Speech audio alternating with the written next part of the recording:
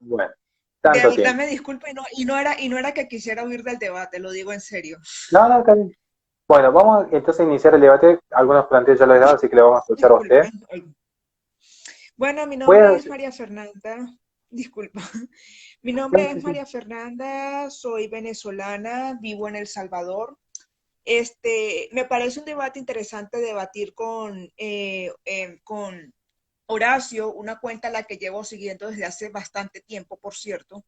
Evidentemente hay cosas en las que quizás no estamos de acuerdo, sin embargo, no vengo más que todo con la intención de una conversación amena para intercambiar ideas. Yo no me considero marxista, de hecho, siendo venezolana, me ha tocado vivir de verdad lo que es esa ideología.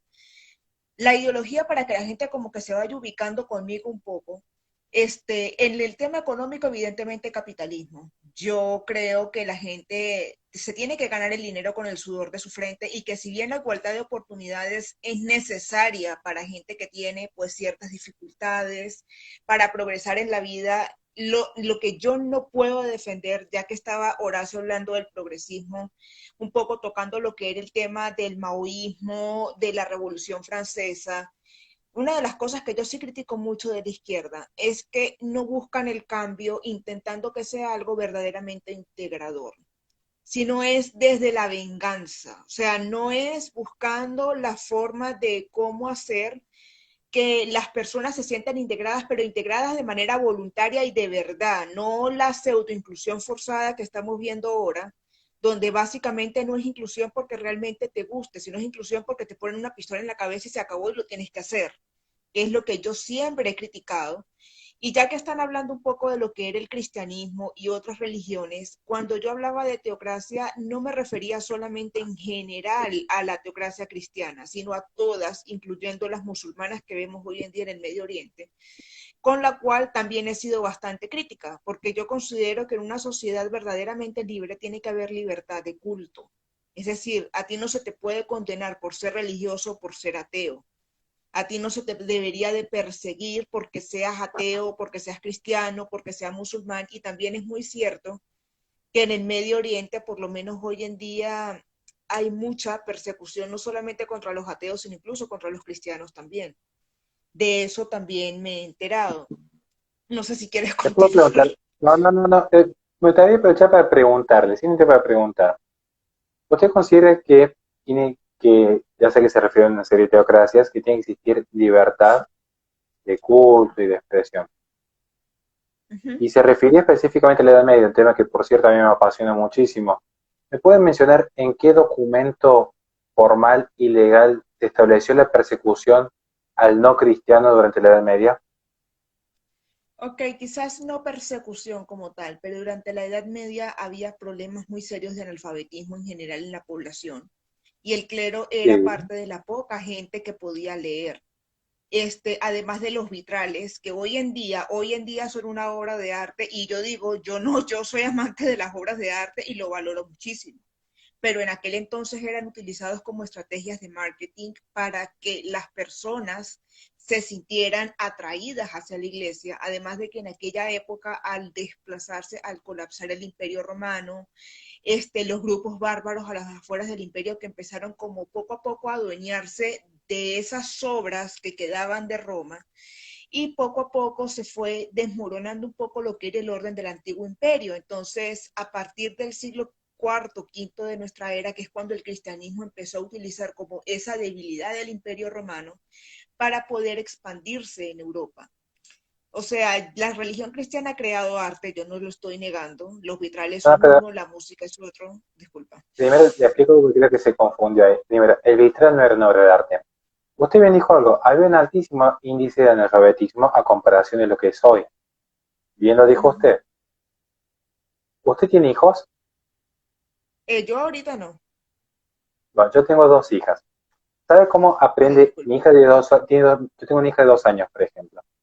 A mi hija de 2 años todavía no sabe leer, porque tiene 2 años, pero sí sabe, por ejemplo, ya está aprendiendo a contar, y con 2 años sí sabe, por ejemplo, reconocer imágenes. Si yo tengo una población analfabeta, yo cuando mi hija, que es en este momento analfabeta, no le voy a dar una Biblia en el primer momento de su infancia. Primero Ah, va a no, que aprender yo nunca a leí través de la esto. imagen.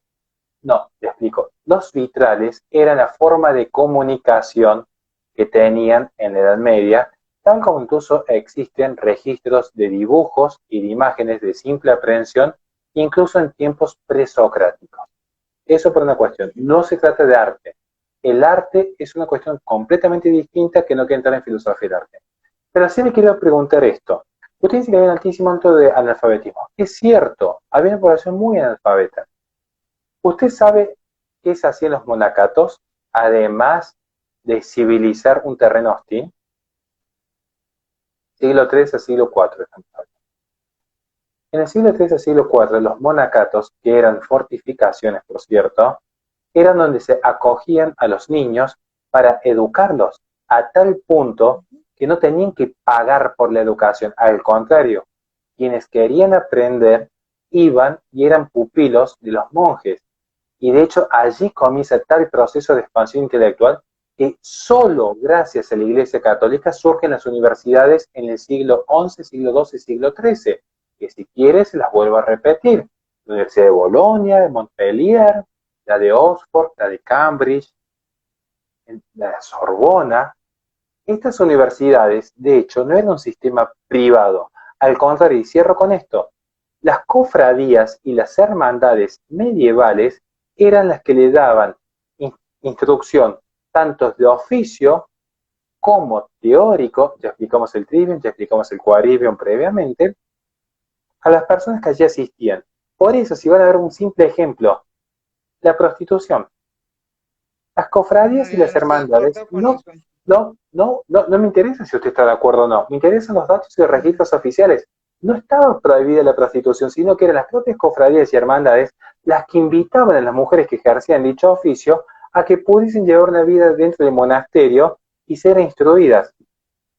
Es curioso, pero yo estoy citando fuentes y si quieren empiezo a pasar cada dato, cada registro histórico para que no quede como una opinión, porque insisto, lo que a usted le parezca o lo que a mí me parezca es indistinto. Primero los hechos.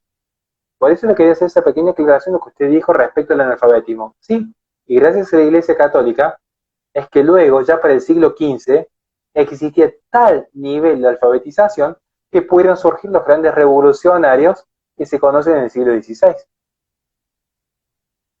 Mm, ok. Ahora, Igual, yo lo que quería añadir acá, o sea, no era disminuir el papel, sino que decía cuando me refería a este tipo de gobiernos, me refería más que todo esto tocando el tema de la libertad de culto como tal.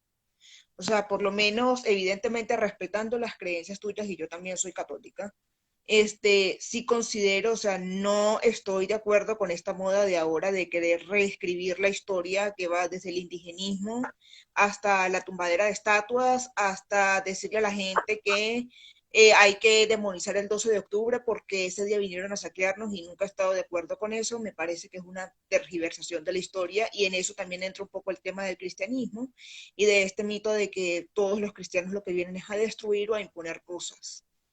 Ahora, lo que yo sí considero era, cuando me refería a eso, cuando me refería a las teocracias de la Edad Media, no buscaba atacar como tal al que era cristiano, sino señalar que si bien hoy en día Occidente ya ha avanzado hacia una época donde hay mayor tolerancia hacia otras religiones o incluso hacia otros cristianos que no son quizás tan apegados como tal a la Biblia, sí hubo un tiempo y que de hecho creo que se acrecentó a finales de la Edad Media y principios de la Edad Moderna, en donde en Europa en general sí hubo como tal, quizás en zonas más protestantes que católicas, donde sí hubo como tal persecución hacia creyentes. Obviamente ya eso se ha superado hoy en día y lo vuelvo a repetir, a pesar de que soy crítica con esto, no significa que estoy de acuerdo tampoco con esta moda actual de ese revisionismo que ya lo que se busca ni siquiera es mirar el pasado con una mirada crítica, sino es básicamente abolir todo lo que existe y yo tampoco estoy de acuerdo con eso. Yo sí estoy de acuerdo en debatir este tema desde el punto de vista un poco más crítico y aprender el uno del otro. Me gustaría que me recomendaras libros para poder leer y aprender un poco más. Se nota que sabes bastante. Eh, Considero que al analizar la historia de la Iglesia, de Occidente, de Europa, hay que analizarla desde un punto de vista objetivo, o sea, no endiosar, pero tampoco demonizar como hace el progresismo. sino reconocer las luces y las sombras de cada cosa y la parte que llevamos y que nos corresponde hoy en día como generación del presente hacia lo que nos espera en el futuro.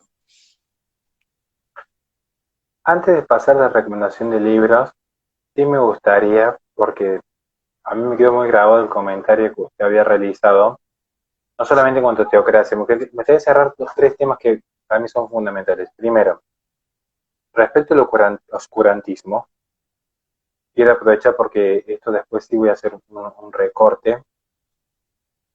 Tenemos lo que es las universidades medievales, la Escuela Catedralicia de Notre Dame, la primera universidad que se conoce históricamente, la Sorbona, principal universidad atacada por el progresismo en la Revolución del Mayo del 68, la Universidad de Bolonia, Montpellier, Universidad de Medicina, la Universidad de Oxford, de Cambridge, los centros educativos reales de Coimbra en Portugal o de Palencia y Salamanca en España. ¿Por qué digo esto? Porque usted hizo una mención respecto al oscurantismo. Expresamente lo dijo en el comentario y luego en otro proceso.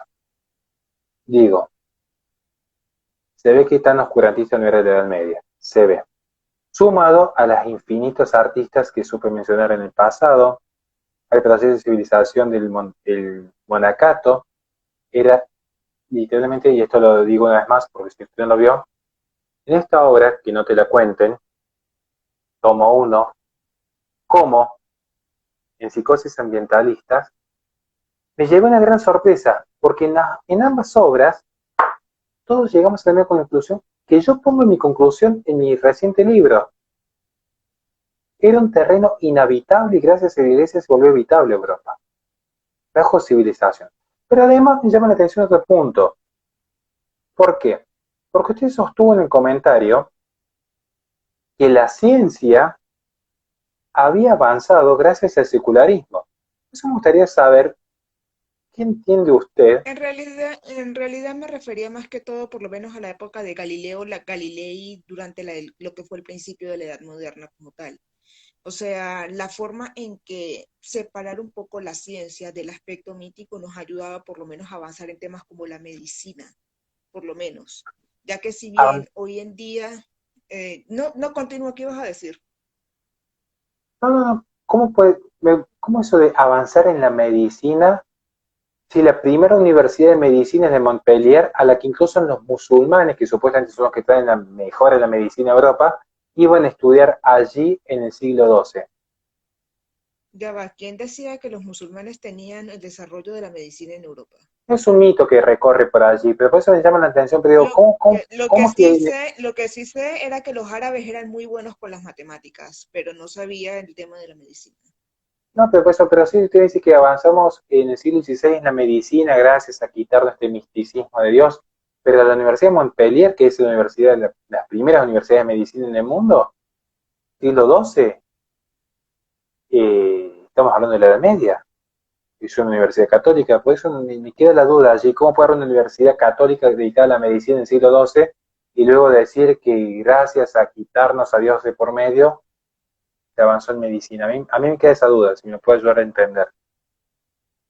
Me refiero a que la medicina quizás no siempre tenga que ir de la mano con creencias religiosas, por lo menos en el tema de los testigos de Jehová, por lo menos que tienen un problema con el tema de la transfusión de sangre o cosas que ya son debido a muerte, ya hay que entender un poco más lo que necesita la persona más allá de las creencias religiosas, sin quitar de lado la libertad de credo de cada persona. O sea, lo que me refería es, por lo menos en casos de extrema emergencia, más allá de lo que cada quien piense que es bueno o malo, lo que debe primar es más que todo lo que se puede ver, o sea, lo que se puede evidenciar como tal.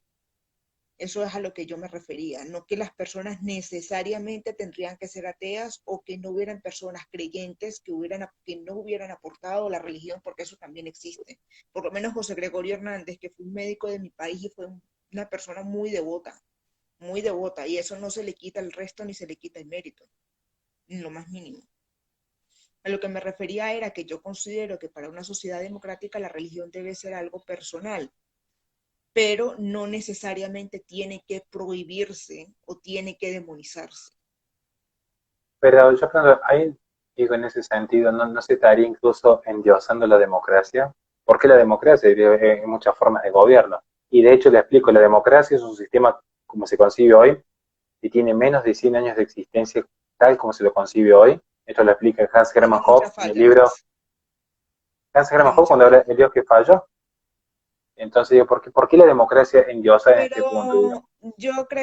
Pero yo creo que más que por la democracia falla por la forma como la sociedad y sobre todo las generaciones actuales este, conciben a la sociedad como tal, porque estamos creando una generación de gente irresponsable que no mide las consecuencias de sus acciones, o sea, gente que busca lo que es la gratificación instantánea, no dolor, no sufrimiento, porque todo tiene que ser fácil para todo el mundo, porque como no todos tenemos las mismas oportunidades, todo se les tiene que poner fácil a todos los demás. Y yo en ese sentido sí tengo una postura un poco más crítica. Yo creo que si de verdad queremos tener una sociedad de una democracia responsable, donde los políticos de verdad respondan por lo que hacen y donde no terminen muchas veces poniéndonos la bota en el cuello, esta moda de que le están enseñando muchas veces los progres a los jóvenes, de que la libertad, o sea, de que tú puedes hacer absolutamente todo y no hay consecuencias, de que en base a tus sentimientos se te tiene que aceptar todo y no se te puede criticar nada, es lo que ha hecho que falle la democracia como tal. Y eso es un proceso que se ha venido dando de años, no se ha venido dando de la noche a la mañana, solo que ahora estamos viniendo sintiendo los efectos, quizás por la tecnología, la publicidad, las redes sociales, que los padres casi nunca están pendientes de los hijos y la mayoría de los chicos terminan siendo más criados por las escuelas que por los padres, está influyendo en eso. Pero yo sí considero que educando generación tras generación, dándole a la familia la importancia que merece, a las instituciones la importancia que merece, y sí enseñándole a la gente que los actos sí tienen consecuencias y que no todo se trata de hacer lo que tú quieres cuando quieres, yo pienso que sí se puede tener una democracia estable, pero eso no depende tanto de un poder externo, sino de la familia, del individuo y de una cooperación en sociedad como tal, no esperando que alguien venga mágicamente a imponerlo y que eso va a funcionar como tal. Lo que pasa es que Es curioso, lo que pasa es que la democracia sí tiene algo que no tienen los sistemas autoritarios. Sí requiere de que el individuo para mantenerla se comprometa con la sociedad, se comprometa con su familia, se comprometa con su comunidad. Y eso es algo que está muy ausente en las generaciones actuales. La gente quiere que todo lo hagan los demás o que todo sea fácil siempre o que las cosas se les mastiquen y se les den en la boca. O sea, no es el no querer pensar más allá de lo que se les dice a simple vista. Y es el problema que tenemos hoy en día. a mí me llama mucho la atención su posición, todo el respeto, lo digo porque yo coincido, el fundamento del individuo que es un punto fundamental en la metafísica.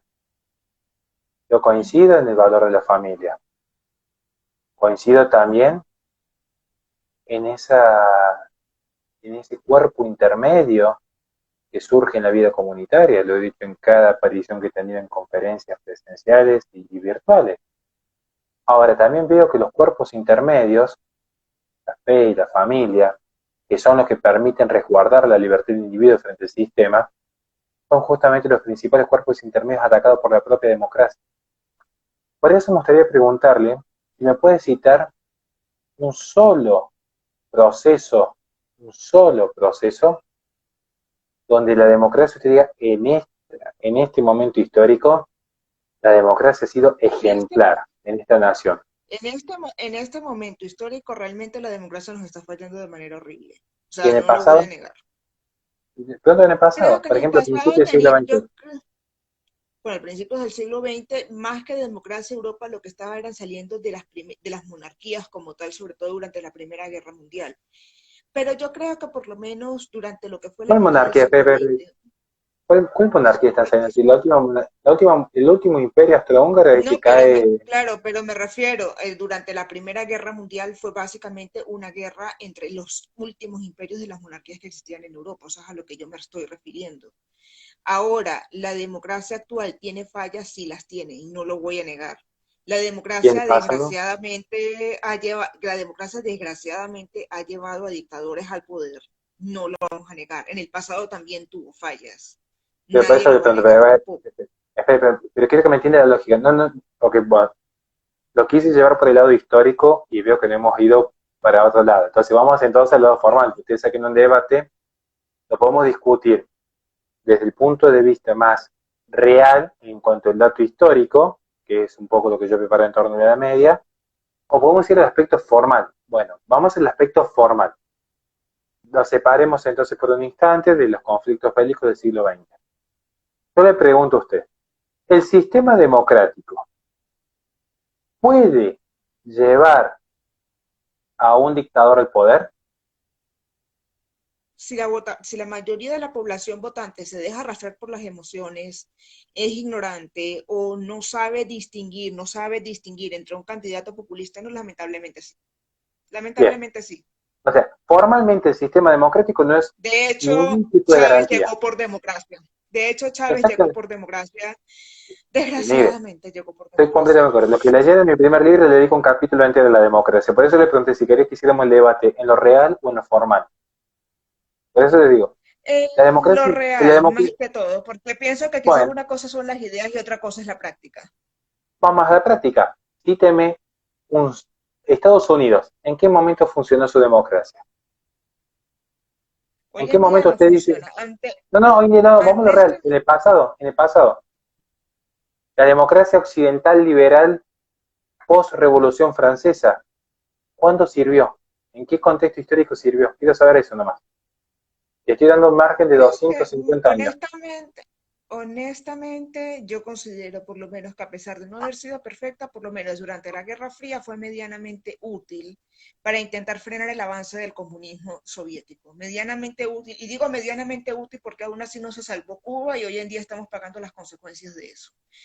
Pero considero que anteriormente, a pesar de ser imperfecta, por lo menos hacía un intento de funcionar, que era lo perdonable. Hoy en día ya ni siquiera eso. Hoy en día ya ni siquiera quieren hacer el intento de hacer las cosas bien. Lo de la Guerra Fría, o sea, sería interesante discutirlo, digo, porque justo en ese proceso que se habla de la Guerra Fría, donde se da esa bipolaridad, se Uh -huh. sientan las bases de lo que es el globalismo hoy. Allí se sientan las bases del globalismo hoy. Ya Usted están asentadas. considera una pregunta. Yo voy a decir, por lo menos en mi opinión personal, de lo que he podido aprender siguiendo canales como el de Agustín Laje o incluso tu cuenta. Hay gente en la derecha, por lo menos en mi caso, que me considero de derecha. Yo considero, tengo ciertas diferencias con algunos conservadores, pero considero, al menos hoy en día, son mucho más sensatos que muchas de las cosas que defiende, sobre todo la izquierda progresista que ya está demasiado insoportable. Pero mucha gente en la derecha considera que el globalismo fue hecho como un proyecto de comunismo mundial. Yo lo veo de una manera similar. Yo considero que esto de la ONU, de querer por lo menos hacerse la vista gorda con lo que pasa en Cuba, pasa en Venezuela, pasa en Medio Oriente y al mismo tiempo impulsar esta agenda de género, es un intento de impulsar una especie de dictadura globalista de lo políticamente correcto en nombre de la igualdad, pero también hay personas que consideran que es un orden que parte del liberalismo. Yo en lo personal, o sea, sí, yo le digo que en parte desde el liberalismo más extremo se ha defendido un poco estas tesis. Yo considero que las libertades individuales deben ser fundamentales, sí, pero tienes que medir también hasta dónde afecta al otro individuo, porque tu libertad es válida, sí, pero no cuando empieza a atropellar lo que hace el otro individuo, que es lo que está haciendo el progresismo literalmente. O sea, quieren libertad para unas cosas, pero a costa de atropellar los derechos y la libertad de los demás. Y es donde yo no estoy de acuerdo tampoco, porque tú puedes tener libertad para lo que tú quieras siempre y cuando tus actos no repercutan en forma negativa con los demás, razón por la cual yo no estoy de acuerdo con el globalismo, eh, no estoy de acuerdo con esta agenda moderna de las drogas, del género, o sea, de toda esta moda que ya sinceramente con el cuento de tienes que ser tolerante, te están obligando a tolerar cosas que objetivamente hablando yo de verdad no, o sea, lo que pasó con Valenciaga creo que ya es una bandera rojísima de que hay que empezar a empujar y hay que empezar a poner límites. O no sé dónde vamos a terminar, porque de ahí no va a salir Bueno, nada bueno. pero ahí va el punto. Le De ahí digo no va a por qué. salir nada bueno. Digo porque me interesa debatirlo después. A mí me llamó mucho la atención en su comentario cuando habló del secularismo, del progreso, de dónde llegar a ese punto que fue el que dijimos que íbamos a debatir, el secularismo como tal. Usted considera que Pero el secularismo o la ausencia de Dios es lo que ha llevado a estas cosas? De alguna u otra sí, manera, el haberse distanciado mucho de la iglesia sí, es lo que ha llevado a estas cosas. O sea, tú consideras que para poder haber orden, la religión no puede estar entonces tan separada de la política, tiene que ser parte de la política para evitar que estas cosas pasen. Esa sí, es la posición que tú defiendes. sí, sí, Y es amor. respetable. Sí, Wow, sí. es Pero bastante, no, no, no, en verdad es bastante admirable. Y es bastante admirable, sobre todo, no porque la comparta, sino porque hoy en día es difícil sostener en público una posición como esa, sobre todo con la cancelación. Porque inclusive yo, sin estar del todo de acuerdo contigo, hay veces en las cuales yo he sentido miedo de expresar algunas opiniones que tengo porque sé cómo es, por lo menos en Instagram, yo tengo esta y tengo otra cuenta por miedo a que me puedan hacer un strike, porque si bien yo comento sobre cosas de mi país, la gente que me ha seguido o que sabe o que ha visto mi perfil sabe que muchas de las cosas que yo pongo ahí son antiprogre y saben que yo no estoy de acuerdo con esta agenda. pero Considero que Dios a es mí lo que me importante. interesaría, también me interesaría, porque justamente le explico por qué, porque no quiero que se nos haga tarde, y quizás no estamos desviando mucho del tema. Ok, Yo quiero que perfecto. entienda esto nada más. Porque todo este punto era, a ver, había tres tópicos centrales.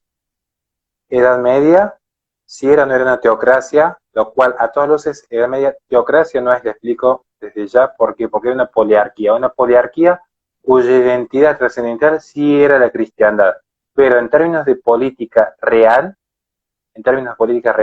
era una poliarquía. Respecto al oscurantismo, ya lo explicamos con las universidades. Respecto al Bueno, de eso sí me progreso, hiciste cambiar de opinión en verdad. pero yo quería ir a un punto más central todavía. Si me permite, quiero darle que usted cierre Claro. simplemente el debate, pero quiero que usted lo cierre con esto. Y respecto al progreso, dijimos, es una idea de San Agustín.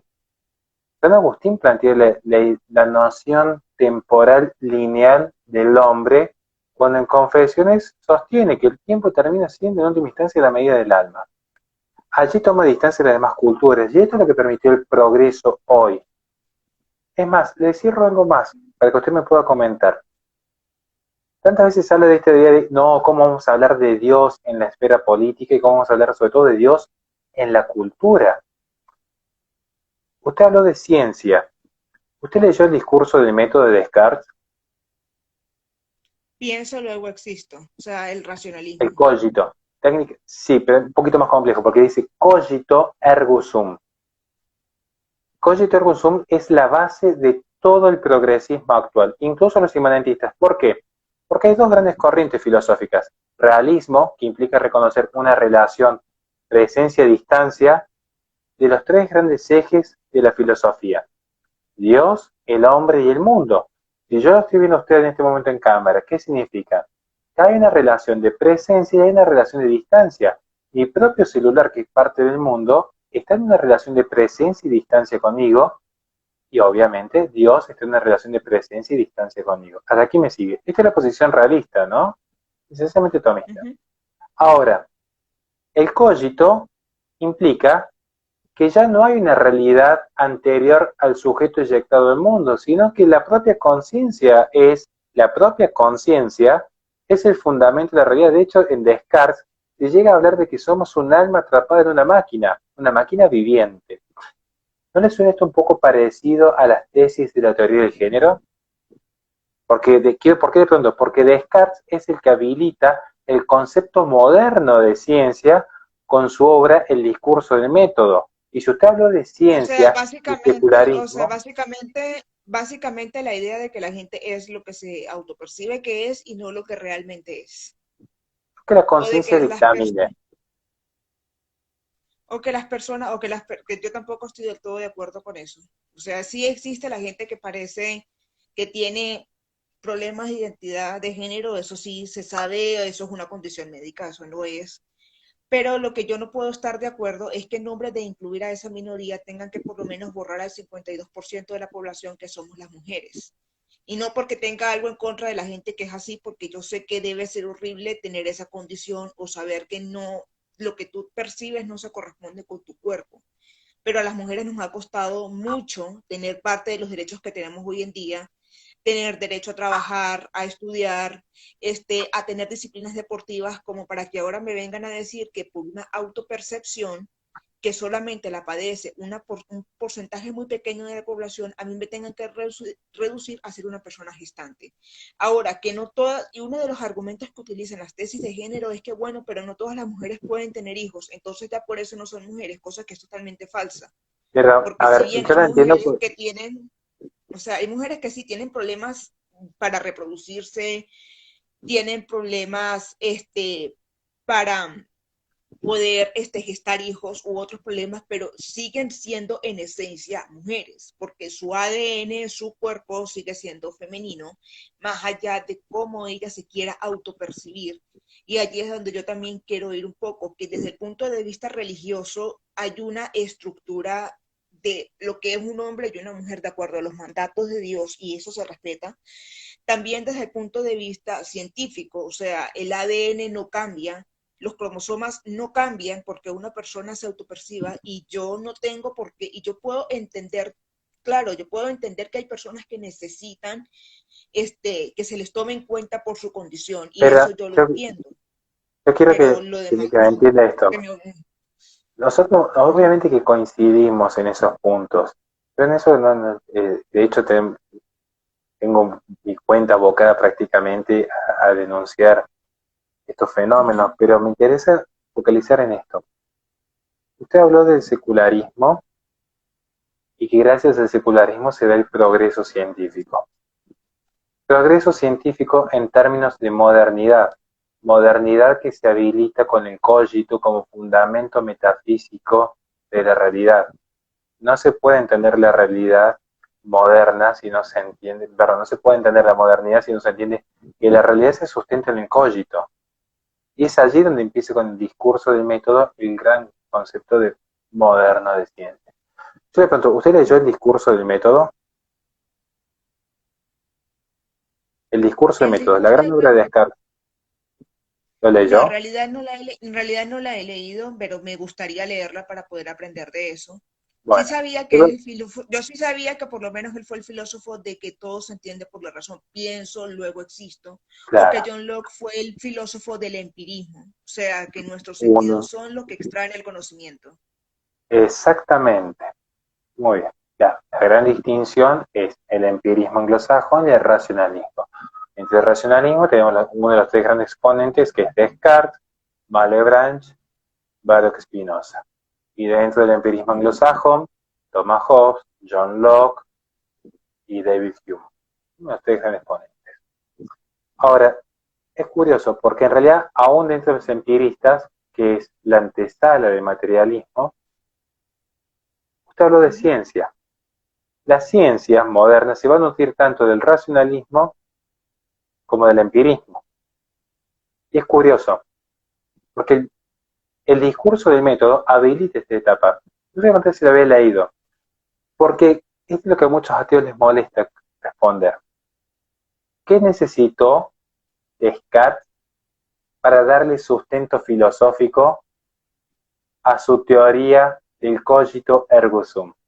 ¿Qué necesitó Descartes para darle sustento al discurso del método tan citado por los cientificistas actuales que en nombre del progreso científico permiten cuanta barbarie existe?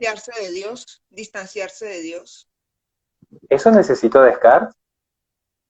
Quizás no distanciarse tanto de Dios, pero sí un poco de la noción religiosa que tenían de esto. Bien. No sé si logra ver allí la biblioteca. De Vamos. eso sí yo lo veo. Bien, aquí está. Esto es la ventaja de hacer las cosas en vivo. Usted me dice que Descartes, para que la ciencia progrese, para que podamos progresar como sociedad, Descartes, que habilita la ciencia moderna, necesitó distanciar de Dios. De hecho, el gran descubrimiento de Descartes es, como queda dicho, la visión del alma del espíritu como pura conciencia o intimidad. Esta es la que se presenta. Toma incluso toma una parte de San Agustín. Pero ¿qué es lo curioso? Que Descartes, para dar sustento a su teoría, necesitó recurrir necesariamente a Dios. Porque sin Dios cae toda su teoría. Sin Dios, y acá se lo muestro en vivo, para que vean, Descartes, discurso del método, no sé si puede ver en cámara, te lo Sí, leo. ya lo puedo ver, sí. Cuarta parte, pruebas de la existencia de Dios y del alma humana o fundamentos de la metafísica. Y es curioso porque hoy en día es una moda querer defender el secularismo y el laicismo. ¿Cómo te vas a posicionar a favor de un Estado teocrático cuando tenemos las libertades de Occidente? ¿Sabes cuándo la mujer empieza a ser relegada, excluida de la vida pública? Con el avance de la modernidad. Si usted hubiese nacido en la Edad Media, usted podría haber sido incluso abadesa y las sociedades se construían en torno a las abadías. Ahora, con el racionalismo imperante en la Europa absolutista del siglo XVI en adelante, usted como mujer, por los propios hombres iluminados por decir las luces, era excluida al fondo del hogar. Por eso van a notar que hay muchas santas antes del siglo De XVI que hecho, ocupan cargos públicos y que luego del siglo XVI las santas que existen, las pocas que llegan a existir porque hay una etapa de gran persecución, son personas que están ya relegadas del espacio público. Es para que lo piense eso. de hecho, también he oído mucho, sobre todo, gente muy católica que hace como la distinción entre lo que es la iglesia católica y lo que fue la iglesia protestante. La iglesia protestante, sobre todo durante el periodo de lo que fue la reforma, la contrarreforma, de muchas personas, de cómo hacen la distinción, sobre todo, ya que hablaste del tema de las mujeres con la persecución de las brujas y la Inquisición. Muchas personas inclusive llegando a decir que la iglesia protestante fue un poco más brutal en ese aspecto que la iglesia católica que conquistó España, que más que diezmar como tal, lo que buscó fue más bien como intentar convivir con los nativos, fundar las instituciones y no, y tratar de más bien como de evangelizar más que, o sea, evangelizar, o sea, lo que se llamó la conquista pacífica, pues. Hay mucho para hablar de la conquista, pero como yo tengo que partir, ya son casi las 12 de la noche y todavía tengo que hacer acostar a las pequeñas. Le hago una pregunta, simplemente ya para cerrar, porque a mí es una aclaración previa para el público, se lo pido porque sé que hay mucha gente que me sigue, y esto sí lo voy a guardar, que seguramente este sí lo voy a guardar.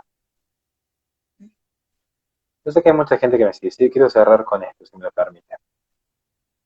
La Claro. señorita que está aquí hizo un comentario público e hizo lo que muy poca gente, por decir casi nadie se anima a hacer, que es sostenerlo en vivo. ¿Por qué? Porque me pasa mucho que en Twitter hay mucha gente que dice, Horacio esto, Horacio aquello, o la iglesia esto, la iglesia aquello, la G esto, la G aquello, o la derecha esto, la derecha aquello, y luego dice, bueno, vamos a debatirlo en vivo, no lo hacen. En primer lugar, yo quiero rescatar enormemente el respeto que le tengo, que se ha animado con humildad y con respeto Ujú. a intercambiar ideas. Y he tratado en ese sentido de ser respetuoso e intercambiar ideas, sin por eso ceder en mi posición de que yo sostengo que la Iglesia Católica civiliza. Y no tendríamos civilización occidental sin Iglesia Católica. No existiría ni la idea de progreso ni de individuo, porque la idea de progreso y de individuo son dos nociones que el liberalismo le robó a San Agustín y que muchos no están dispuestos a dar este Ujú. debate.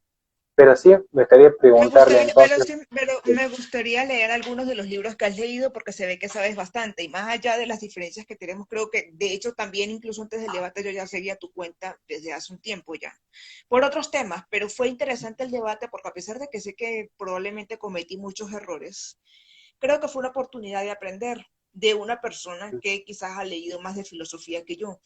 Yo sí reconozco que el conocimiento que tengo más que todo en tema de política es algo más que todo empírico. O sea, yo sigo periodistas, he vivido en carne propia la situación de mi país, pues no reconozco que he sido muy influenciada también por las modas de ahora, a pesar de que en estos últimos años me he vuelto un poco más crítica, precisamente porque las han llevado a un punto donde ya hasta la persona más liberal de verdad se harta de tanto discurso moralista de gente que solo es de la boca para afuera y nunca hace nada cuando lo tienen que hacer, y ya sí lo digo que me ha hecho, yo reconozco que hace unos años antes era incluso todavía más hiperprogre, por decirlo de alguna manera, que ya no lo soy tanto y porque me estoy empezando ya a volver un poco más crítica por estas cosas que estoy viendo. Pero sí fue una buena oportunidad para intercambiar ideas y sobre todo para aprender de alguien que sí reconozco que está mucho más avanzada en conocimiento que yo, pero que sí tiene argumentos para defender su posición. Yo tengo los míos que tengo que mejorar bastante, pero sí reconozco que fue una conversación amena, más allá de los errores que haya podido cometer. Por eso, para cerrar, a mí también, pues yo entiendo el sentido en cuando usted hace la crítica en un comentario, el secularismo, es simplemente saber, y esto se lo dejo a su conciencia, si en algún momento usted estaría dispuesta a ver los frutos de la revolución, particularmente la revolución francesa. ¿Por qué digo esto? Porque yo entiendo que usted ha vivido en carne propia lo que es el chavismo, Y donde ha se... sido horrible. Y los Bien, cambios a la brava no sirven. O sea, yo no te estoy diciendo que la sociedad no tenga que cambiar, sí, pero como la izquierda lo quiere hacer, que es censurando, imponiendo, que yo me tengo que poner un fusil en el hombro y una guillotina y se acabó porque aquí llegué yo y si no te gusta, pues lo siento mucho. por Así eso no sirve las yo le cosas. Así invitaría, no es yo le como tú invitaría haces que la gente simplemente, de verdad cambie. yo por eso le preguntaría si usted estaría dispuesta a ver que quizás, el chavismo, que Uh -huh, proviene de una concepción filosófica específica de Marx, y uh Marx, -huh, cuyo comunismo toma las ideas de las comunas de París, y las comunas uh de -huh, París, que luego el régimen del terror tomaron en realidad sus ideas del contrato social de Rousseau, y uh Rousseau, que -huh. toma su base metafísica principalmente del proyecto cartesiano, ¿usted estaría dispuesta a ver que quizás este Estado laico, Ha post-revolución, sea la permitido, génesis de todo el problema? ha dejado pasar demasiadas cosas. O sea, ha pasado, o sea, la tolerancia se ha convertido de un valor en el cual se pueden discutir ideas diferentes, se puede respetar la libertad de pensamiento, a ser básicamente como una ventana de Overton, que eso también lo he escuchado, donde van como poco a poco abriendo pequeñas grietas. O sea, primero empiezan por una cosita, luego por otra, hasta que ya tenemos por lo menos Valenciaga y otras cosas más que van a seguir pasando si la gente se sigue dejando intimidar con el cuento de la tolerancia. Y yo sí digo algo, yo sí considero que hay que ser tolerante, pero para ser tolerante tiene que haber respeto, tiene que haber límites y tiene que ser tolerancia mutua. Porque una de las grandes hipocresías que veo de la izquierda es que ellos son subjetivistas para lo que a ellos les conviene interpretar de forma subjetiva, porque basta que tú les empieces a cuestionar a ellos ciertos dogmas y ahí pasan de inmediato a que ya ni siquiera quieren dejarte hablar. Empiezan a asumir que si tú no estás de acuerdo con ellos, eres un fascista y eres la peor persona del mundo. O sea, ellos automáticamente asumen que el que no está con ellos quiere que los demás se mueran. Y a mí, yo siento especialmente venezolana, sí me tiene un poco harta ya el tema de que tengan que estar haciendo juicios morales del que no está con ellos, porque tú no conoces la vida de la otra persona para saber por qué piensa lo que piensa, qué lo ha llevado a sacar esas conclusiones, qué lo ha influenciado, para tú decir que si tú no estás de acuerdo con que existen 87 géneros, es que quieres que los gays se mueran, o para que tú me digas a mí que por lo menos si tú no apoyas, qué sé yo, la renta básica universal, que yo no apoyo eso para nada tampoco, o al menos no como lo plantean ellos, es porque quieres que los pobres se mueran, cuando hay muchos factores que influyen detrás de estas cosas. O sea, yo siento que los sentimientos, las intenciones son importantes para gobernar la sociedad.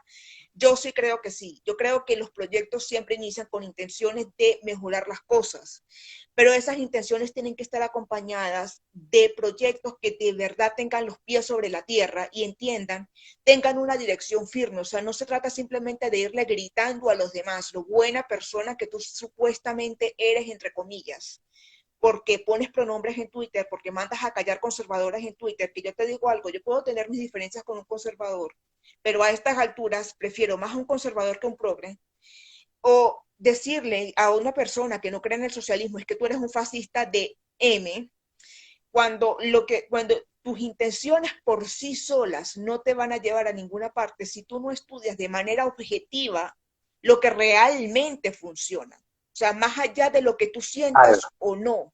Por eso mismo le decía que cuando yo le invito y que realmente vea la historia en profundidad, más allá del relato utópico, porque usted ve el progresismo como una gran utopía, y yo coincido, yo diría, ¿dónde está la génesis de la utopía? Porque si remontamos a esta idea del progreso indefinido, del secularismo, voy a decir lo que Vamos a siempre llegar a digo. un punto de no retorno. Vamos a llegar a un punto de no No, retorno. Eso es lo que va a pasar. vamos a llegar al origen. En realidad vamos a llegar al origen. Vamos a llegar a la raíz del problema. Y la raíz del problema se halla justamente en el siglo XVI, cuando desaparece la cristiandad. Cuando se separa el Estado de la religión, como les gusta decir a muchos revolucionarios, es lo que tenemos hoy. Porque es un principio no contradictorio. Pues usted me dice que tenemos que respetar. Yo diría, por ejemplo, en eso yo no coincido. ¿Por qué? ¿Por qué no coincido? Porque si hablamos de una libertad plena entre unos y otros, estamos hablando que se pone en un mismo plano metafísico el bien del mal. Y no es lo mismo. Entonces tiene que haber jerarquías. Tiene que haber jerarquías. No puede existir una plena igualdad, porque usted me está diciendo, y yo la entiendo, está esa impronta liberal de libertad, igualdad y fraternidad. Es un proyecto utópico que yo yo entiendo porque yo también fui formado en esa línea. Durante muchos años defendí esa línea. Por eso lo entiendo, pero en un momento yo dije a mi vida ¿puede un árbol envenenado generar frutos sanos? No, por lógica no puede. Entonces, lo que usted está padeciendo hoy en Venezuela, que si bien se muestra como fenómeno de izquierda, en el fondo es un fenómeno revolucionario. Entonces, ¿cuál es la alternativa? Si tenemos que Chávez llega al poder a través de la democracia, por dar un ejemplo concreto, ¿cuál sería la solución? ¿Más y mejor democracia? O en todo caso volver al estado anterior. Porque, por cierto, en el siglo XVI, que usted defendió en el comentario público respecto al progreso, la ciencia y el secularismo, ¿sabe cuándo surgen los estados absolutistas? El absolutismo monárquico, ¿sabe cuándo surge? En el siglo XVI. Porque en la Edad Media no existía el absolutismo. Es más, ni siquiera eran monarquías, eran poliarquías. Por eso me sorprendió su comentario, y se lo ratifico ahora. No puede haber ni teocracia ni absolutismo en la Edad Media. Muchas gracias por enseñarme. Bueno, yo ya tengo que partir, ahora tengo compromisos familiares. Ha sido un poco, casi una hora de diálogo. Ha sido casi una hora de diálogo. Voy a rescatar esto y cierro con esto, antes de irme. En primer lugar, le quiero agradecer a usted por venir a este humilde canal a compartir un punto. Segundo, quiero valorar públicamente su valentía de dar la cara y hablar con respeto, porque hay muchos críticos que cuando yo les dije vamos a debatir, no lo hicieron. Entonces usted demostró ser en ese sentido, en modo progre, me pongo, más hombre que muchos hombres que conozco. Y tercero, cierro con esto, a la gente que me está viendo particularmente en Instagram, porque este fue un comentario que lo vi en Instagram. Yo entiendo las pasiones porque yo hasta hace un tiempo atrás, hasta antes de mi confirmación, yo era igual de bélico. Yo era igual de bélico hasta antes de confirmarme. Yo entiendo la pasión por la cual a veces uno ve un comentario que le gusta y salen al cruce. He visto comentarios muy desagradables cuando yo puse que iba a debatir con él. Nunca fue mi intención faltarte el respeto, y perdón si te lo hice pensar de esa manera. No, al contrario, justamente porque usted se dirigió con respeto que le invité a debatir. Porque si hubiese faltado respeto ni siquiera le hablaba, le bloqueaba directamente. Como usted se dirigió con respeto, yo hablé con respeto con usted. Y están las pruebas de cómo fue esa conversación en privado. Pero sí me ha molestado mucho que cuando yo subí el flyer con el debate hubo comentarios que a mí no me parecieron coherentes, y más contra una señorita, contra cualquiera, solo con una señorita. Yo lo que les pediría a la gente que me sigue, prefiero a veces quedarme sin seguidores, pero tener dos que digan, lo que yo estoy comentando, ¿va a hacer que esa persona vaya al cielo o va a hacer que se enoje más todavía con la religión? Yo pienso siempre en esto hoy. Si yo comento algo, lo Ujú. que yo dije hoy, cada palabra que yo dije, hizo que ella se sienta ofendida, que se sienta menoscabada, que No yo me burlé realmente, de ella, no. yo trato de Lo que decir, sí me que se sentí, acerque a la lo que fe. sí me sentí es que me faltó más nivel. Lo que sí sentí es que intelectualmente hablando, necesito quizás preparar un poco mejor para defender quizás mejor mis argumentos. O sea, yo sí reconozco, yo no estudié filosofía o ciencias políticas en la universidad. Tengo afición por la política porque me ha afectado, me ha impactado de manera directa. Es la razón por la cual no vivo más en Venezuela, vamos a ser honestos. Y es la razón por la cual 7 o 10 millones de mis paisanos tampoco están en Venezuela hoy en día. Y eso ha hecho que yo desde pequeña pues lo vea de manera directa, que me sienta involucrada a opinar. Sí reconozco que quizás me hace falta más formación académica y sí reconozco que de ti tengo que aprender más porque se ve que tienes años en esto. O sea, se ve que no es la primera vez que tienes esto y de hecho nunca me esperé debatir con alguien de tanto nivel. O sea, no me esperé debatir con alguien así. Creí que iba a ser una conversación más amena, pero realmente resultó en más que todo aprender de alguien que defienda ideas que en muchos aspectos se parecen a las mías, por ejemplo, que no estamos de acuerdo con el progresismo, pero que quizás están nuestras diferencias en la parte religiosa, pero que aún así considero que son más las cosas en común que se pueden construir que las que no. Porque a pesar de que, como te digo, sí tengo mis diferencias contigo, pero considero que tengo más en común contigo que con muchas feministas que si bien pueden ser seculares, defienden cosas que yo sinceramente no van conmigo, al menos no en la manera como lo quieren imponer, ya casi que por la fuerza. Y considero que las personas, más allá, yo pienso que cuando dos personas pues tienen más ideas en común que contrapuestas, lo que tienen que buscar es tratar de aprender la una de la otra y no tratar de fomentar las diferencias, porque yo noto que la izquierda puede detestarse entre sí, pero ellos siempre tienen unión y quizás es eso lo que les ha hecho ganar tanto poder. Yo veo que a la derecha le hace falta unión, sobre todo entre liberales y conservadores, que en lo económico defienden el capitalismo, pero esas diferencias morales hace que no construyan los puentes que tienen que construir para frenar a esta gente que aunque tiene sus diferencias internas, no dejan que eso lo frene de imponerse cuando tienen que imponer y llevarse por delante a quien se tengan que llevar sin importar qué. O sea, yo lo que quiero, más que todo de este debate que quede más allá del secularismo, religiosidad, filosofía, es que hay que motivarlo más seguido. Hay que aprender a reconocer cuando uno se equivoca y la derecha tiene que unirse más, sobre todo los liberales y conservadores, no dividirse tanto, porque ya la izquierda ya nos tiene bastante divididos como para que nosotros, por este tipo de diferencias que no considero tan graves, no tengamos puentes en común, cuando lo que necesitamos es Bueno, unidad. Porque muchos se quejan de que los conservadores es esto y lo otro, pero la izquierda es la que se está imponiendo hoy en día. bueno, esto va a ser, insisto, podemos seguir debatiendo porque hay un punto en el cual yo sí voy a tomar distancia porque considero justamente Ujú. que las antípodas al progresismo no están en el liberalismo, sino en el conservadorismo. Porque el conservadorismo es doctrina y el progresismo es más cercano al liberalismo que al comunismo. Esto lo explico en mi libro, en mi primer libro. Las ideas del progreso indefinido y la liberación absoluta son frutos de una revolución que tuvieron un desembarco en la izquierda marxista, pero que hoy el progresismo, de hecho, se nutre más del mercado que del Estado, lo cual demuestra que la atomización del individuo no es un proyecto colectivista. El progresismo atomiza el individuo y elimina las diferencias en pos de la igualdad. Pero en última instancia se está buscando esto, la atomización del individuo. Es allí donde yo tomo distancia del liberalismo, lo he marcado siempre, Ok. lo cual no implica que le dedique un canal entero a criticar al liberalismo. Yo tengo puesto mi foco particularmente en la posmodernidad y el ecologismo. Insisto, yo entiendo su Igual punto, yo. hay cosas que vamos a coincidir plenamente y cosas que no. Pero ya algún día hablaremos con más profundidad, si quiere otro día hacemos otro vivo más, explicando por qué incluso el concepto de propiedad privada es propio de la iglesia incluso, algo que se ataca mucho desde el secularismo. La propiedad Yo privada y el definitivamente. Ujú. son Y yo la conceptos propiedad mejor de... privada la defiendo. Yo la propiedad privada la defiendo porque yo considero que una sociedad donde no hay propiedad privada no es una sociedad donde usted no puede tener libertad. Si usted no puede asegurarse su casa, su carro, su trabajo, usted no es nadie. Y una cosa es tener caridad, que eso yo lo admiro, la gente que tiene caridad con los demás, pero la caridad tiene que ser algo voluntario, no puede ser algo forzado, igual que la solidaridad.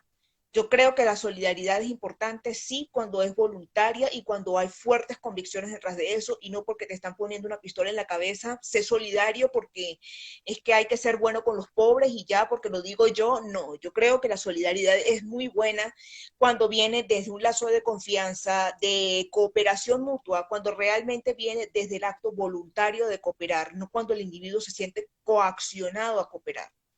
Y yo considero que si Eso bien se debe para debatir también, porque también hay un punto, es muy riesgoso su discurso, en qué sentido yo lo entiendo. De hecho, esto lo plantea, lo que usted está diciendo lo plantea Russell Kirk en el libro ¿Qué significa ser conservador? Capítulo 2, justamente los 10 principios conservadores. Lo dice expresamente en torno a la propiedad privada y la libertad. Ahora, yo lo que digo es que hay que tener mucho cuidado en el discurso atomizar el individuo, porque yo le preguntaré qué respuesta metafísica me daría usted en este momento si es un plano hipotético en el cual todos los individuos quisiesen ser plenamente egoístas. Ahí tenemos un bueno, problema, de hecho. ya ahí sería un caos. Por ese es el punto, porque hay que tener mucho cuidado de caer en los extremos. Sucede mucho con gente que ha vivido un régimen totalitario como el chavismo y toda mi solidaridad con la gente de Venezuela, de no desconocer nuestra naturaleza como un politicón, como seres que naturalmente pertenecemos a una comunidad política. Las virtudes se desarrollan con el otro. Yo no estoy abogando por un Estado totalitario, un Estado presente, un Estado eficiente, un Ah, no, Estado... claro que no. Pero nunca en mi discurso diría que somos solo individuos, porque somos un... Ni siquiera somos, hoy por hoy diría que la persona ni siquiera es un compuesto sustancial. Miren lo que les digo a decir, estoy cambiando mis posturas. Hoy ni siquiera diría que es un compuesto sustancial en la persona. Es muy compleja la realidad del hombre, es muy compleja. Pero bueno, ya es tema para debatir otro día. Tengo que partir, así que gracias a todos los que están presentes. Realmente gracias. Espero que alguna idea se puedan llevar. La idea de esto no era ni siquiera debatir un diálogo donde se puedan confrontar básicamente una posición más conservadora, puede ser la mía, con una posición más liberal clásica, como podría ser la de María. Son posiciones y la idea es que, al menos para mí, de todo esto sirva para, aunque sea un alma, se anime a acercarse a la iglesia y se anime a decir, bueno, quizás la alternativa a mi vida trasciende lo político y quizás lo político tendría que ser reflejo de un orden interno en relación a la fe y la familia. Quizás dejaremos ahí abierta la inquietud, a ver si alguien le despierta. Nos vemos y bendiciones para todos. Gracias.